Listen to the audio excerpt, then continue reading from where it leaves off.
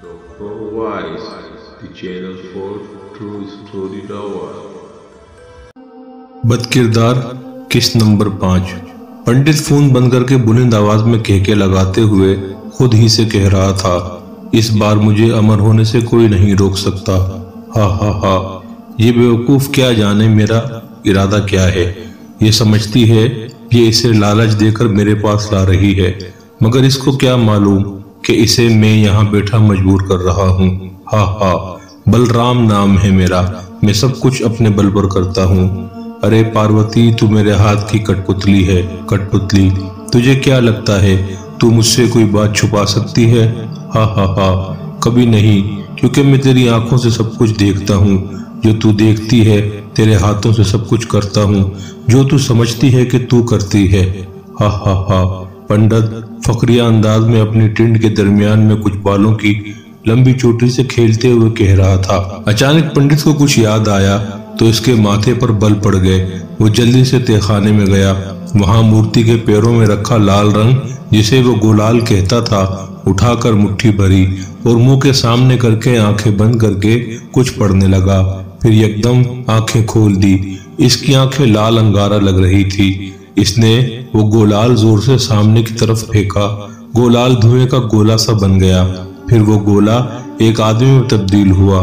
धुआं छटा तो सामने एक भद्दी सी शक्ल का मकरू चेहरे वाला, जिसकी आंखें ऐसे लग रही थी जैसे जिल्द के अंदर नहीं ऊपर रखी हों और इनसे खून टपक रहा हो। इसके 2 दांत मुंह से बाहर निकले हुए थे और दोनों दांतों के दरमियान जबान लटक रही थी। वो पंडित के सामने झुक गया। लगता है तुझे अपनी आजादी प्यारी नहीं भवानी। पंडित इसे देखकर गरजा।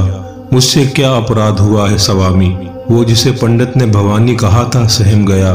अपराध? मैंने तुझसे कहा था इस मुसले की टांगे तोड़ देना, इसे अधमरा बना देना, और तुमने सिर्फ इसका बाजू तोड़ा। पंडित गरजा। स्वामी क्षमा। भवानी पंडित के पैरों में बैठ गया। मैंने वही किया जो आपने हुक्म दिया, मगर अब वो एक साइड को गिरने के बजाय सीधा गिरा और गाड़ी इसके ऊपर से गुजर गई, तो इसमें मेरा क्या कसूर? भवानी मिनमिनाया। अच्छा, अब मैं तुझे बताऊंगा कि किसका कसूर है। याद रख, अगर मैं चाहूं तो तुझे यहाँ अभी इसी वक्त भस्म कर सकता हूँ, मगर तू मेरा लाडला है, इसलिए इस बार माफ कर देता हूँ, मगर अगली बार ऐसी गलती नहीं होनी चाहिए। जितना काम दूं हर हाल में पूरा करो। जी स्वामी, अब दफा हो जा। पंडित दहाड़ा। भवानी गायब हो गया। सोचा था पति की टांगे टूट जाएंगी तो बच्चों को भूखा देखकर जल्दी आ जाएगी मेरी तरफ, मगर लगता है काली माता मेरी परीक्षा ले रही है। पंडित मूर्ति के सामने हाथ जोड़ते हुए बोला। दूसरी तरफ पार्वती कंफ्यूज सी मोबाइल को देख रही थी कि ये मुआ पंडित किन चक्करों में है। अगर इसने बल्ली नहीं देनी तो फिर इसने इसके साथ क्या करना है, वो सोचने लगी। खैर, मुझे क्या, जो मर्जी करे, मुझे अपने मतलब से मतलब है। इसने कंधे उचकाए। बाजी में चलती हूँ, मेरा काम खत्म हो गया। नसरीन किचन से हाथ साफ करते हुए निकली और घर जाने के लिए तैयार खड़ी थी। अच्छा ठीक है, जाओ, और सुबह जरा जल्दी आ जाना, पार्वती कहने लगी। नसरीन अपना सा मुंह बनाकर घर से निकल आई, क्योंकि इसने फ्रिज में अंगूर देख लिए थे और दिल में सोच चुकी थी कि ये बाजी मुझे दे देगी, मगर पार्वती ने नहीं दिए। सच में अंगूर देखकर मुंह में पानी आ गया था। अरसा ही हुआ खाए हुए, मगर पार्वती बाजी ने भी सलाह नहीं मारी। रास्ते में नसरीन बड़बड़ाती जा रही थी। हफ्ते बाद भी दाऊद का बाजू ठीक नहीं हुआ, मगर अब इसने सोचा कि काम पर जाना चाहिए, कब तक छुट्टियां करता रहेगा। इसी सोच के साथ वो फैक्ट्री पहुंचा। इसने देखा गेट पर वो आदमी नहीं जिसको इसने अपनी जगह खड़ा किया था। वहां तो कोई और ही लंबा चौड़ा पहलवान किस्म का आदमी हाथ में बंदूक लिए खड़ा था। दाऊद सीधा फैक्ट्री के फोरमैन के पास गया। साहिब, आपने मेरी जगह किसी और को रख लिया है। हाँ, तो क्या तुम्हारे इंतजार में गेट खाली रहने देते? फोरमैन रूखे अंदाज में बोला। नहीं साहिब, मगर आपने वादा किया था मेरी नौकरी नहीं जाएगी और मुझे तनख्वाह भी मिलेगी। देखो दाऊद, मुझे तुम्हारे साथ पूरी हमदर्दी है, मगर मेरे ऊपर भी मालिक लोग हैं, इनकी मैं कैसे टाल सकता हूँ? मैं भी मुलाजिम बंदा हूँ, फोरमैन ने कहा। दाऊद का सर हिल गया। फोरमैन ने जेब से 400 रुपए निकाले और उसे देते हुए, ये मेरी तरफ से रखो अपनी दवाई के लिए, और मैं वादा करता हूँ जब भी वर्कर की जरूरत होगी मैं तुझे बुला लूंगा। इसके अलावा मैं तुम्हारी कोई मदद नहीं कर सकता, माफ करना। मगर साहिब मेरे छोटे छोटे बच्चे हैं। जानता हूँ मेरे भाई, हमारे भी छोटे छोटे बच्चे हैं, हम भी मालिक लोगों की नहीं टाल सकते। इस बंदे को मालकान ने रखा है, अब जाओ, मुझे बहुत काम है, फोरमैन ने इसे निकालते हुए कहा। दाऊद बेचारा अपना सा मुंह लेकर घर की तरफ चल दिया। इसे नौकरी जाने से ज्यादा नसरीन के तानों से डर लग रहा था। मुझे पहले ही पता था वो बेगैरत लोग ऐसा ही करेंगे। कौन किसी अपाहिज को नौकरी देता है? नसरीन ने सुना तो आग बबूला हो गई। तू ना परेशान हो, मैं कहीं और ढूंढ लूंगा बहुत जल्द, दाऊद ने कहा। कहां से ढूंढ लोगे? कोई नहीं देता नौकरी किसी हाथ टूटे को। नसरीन फिर दहाड़ी। हुआ भी वही। दाऊद जहां नौकरी की तलाश में जाता वहां से इनकार मिलता। कोई हुनर था नहीं हाथ में कि काम कर सकता, इसलिए जगह जगह नौकरी ढूंढने जा रहा था। इसमें 1 माह गुजर गया। घर में जो पैसे थे वो खत्म हो गए। पार्वती के घर से 500 रुपए मिले, वो किराया वगैरह राशन दूध में चले गए। दूसरी तरफ पार्वती को जब पता चला कि हालात खराब हो गए हैं, इसने हाथ खींच लिया। किसी और घर में काम मिल नहीं रहा था। वो सब कहते थे कि हिंदू के घर से काम छोड़कर हमारे घर करना है तो मिलेगा, वरना नहीं।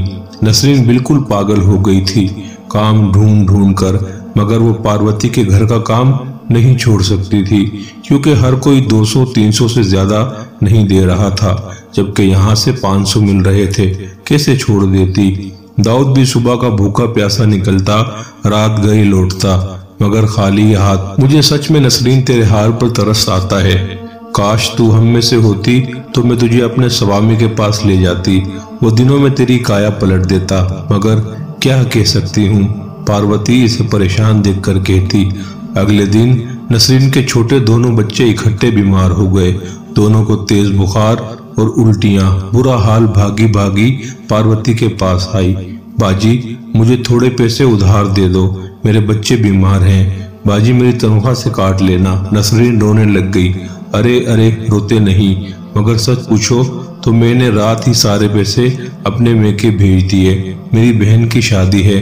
पार्वती ने कहा, मैं बहुत मजबूर हूँ बाजी, आप सब जानती हैं। बच्चों की भूख तो देखी जा सकती है, मगर बीमारी नहीं, मुझ पर रहम करो। नसरीन ने इसके पैर पकड़ लिए। अरे अरे, यूं ना करो, तुम मेरी बहन जैसी हो, मगर मैं भी क्या करूं? अच्छा रुक, मैं कुछ करती हूँ। पार्वती ने इसे उठाते हुए कहा। इसने अपने पंडित को फोन मिलाया।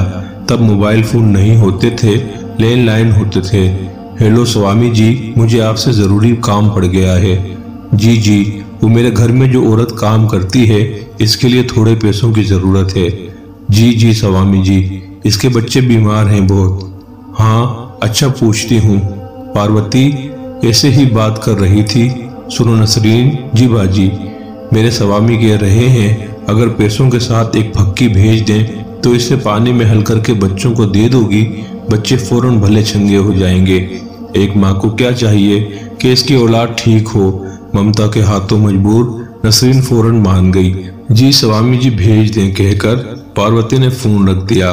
बस 10 मिनट में पैसे आ जाएंगे, कहा था ना, मेरे स्वामी बहुत दयालु हैं। पार्वती ने फख्र से मुस्कुराते हुए कहा। जी बाजी, बहुत बहुत शुक्रिया। नसरीन ने रोते हुए पारो के हाथ पकड़कर कहा, अरे तू बहन है मेरी, तेरी परेशानी मेरी परेशानी है। पारो ने तसल्ली दी। इतने में दरवाजा खटका तो पारो ने जाकर दरवाजा खोला। एक आदमी 200 और 2 पुड़िया दे गया। ले नसरीन, तेरा काम हो गया, अब जल्दी जाकर बच्चों को दवाई पिला। पार्वती ने पैसे और फक्के नसरीन को देते हुए कहा। नसरीन पकड़कर शुक्रिया कहती हुई जल्दी से घर भागी। घर पहुंची तो बच्चे तकरीबन बेहोश पड़े हुए थे। 2 साल के बच्चे 2 दिन से बुखार उल्टियां कर करके बुरे हाल, तो बेहोश ही होंगे। इसने जल्दी से वो फक्की चम्मच में डाली। पहली नजर में इसे वो आग की खाक लगी, मगर इस वक्त इसे सिर्फ बच्चे नजर आ रहे थे। जल्दी से पानी मिलाया और बच्चों को पिला दी।